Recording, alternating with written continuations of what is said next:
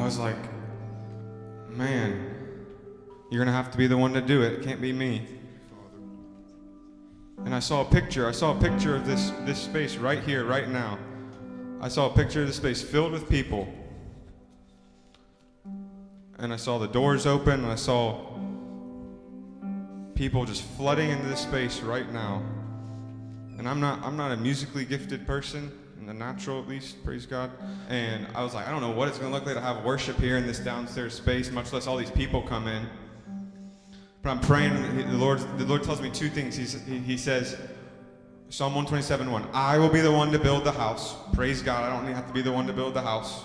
Psalm 127, unless the Lord builds the house, the builders labor in vain. And he said, number two, he said, the souls of the hungry need to be fed.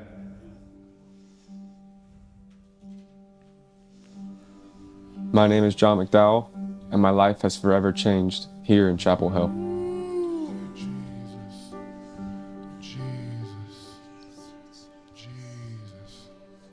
I grew up in Chapel Hill, and I've lived here my entire life. So many different relationships connected with the university. My grandmother worked in career services here for over 20 years. My grandfather, John Lotz, who I'm named after, coached basketball with Dean Smith way back in the day. Growing up, I used to play all the sports, did all the things, was the teacher's pet in school. All the girls liked me. I was the guy that checked all the boxes and did all the right things and wanted to do all the right things and wanted to grow in relationship with people. I grew up going to a private school, which was a big part of my life up until 8th grade. I had a lot of different opportunities to pursue my sport in different ways, whether it be basketball, football, soccer, and even traveled overseas and internationally for soccer growing up. It wasn't until high school until I had to make a bunch of new decisions. I stepped into a new environment and began to pursue my sport. I transitioned into a public high school, which was completely new, completely different from me. When I was 16 years old, I signed an amateur pro contract with North Carolina FC, and by 17, I made my professional debut. And so junior year of my high school year, I committed to UNC Chapel Hill. Stepping into college, stepping into my ACC career, I was super excited to get going with the team and ready to even grow in my faith even more. So heading into my freshman year, I began to plan my days. 8 a.m. to 9 p.m. I lined it up. Get in the Word, go train some more. Make sure I spend time with teammates, make sure I spend time with different relationships, make sure I'm getting all my school done. I was stepping into different leadership positions, even on the team, off the team. I joined the Student Athlete Advisory Committee. I joined the Faculty Athletics Committee. Night after night, day after day, it continued to not be enough. It never fulfilled. I knew there was more. It wasn't in the sport. It wasn't even checking all the boxes every day. I didn't know what it was.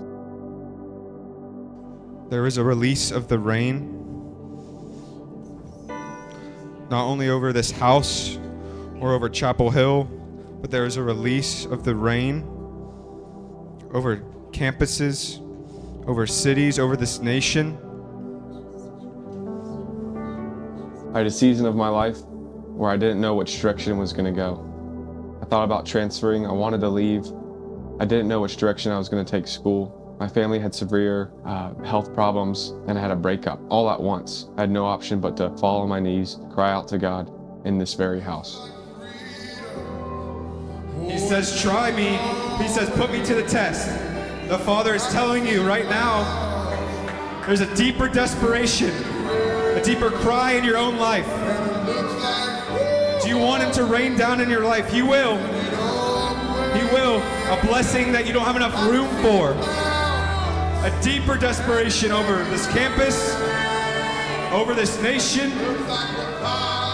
And it was in that moment where I felt the Lord speak to me.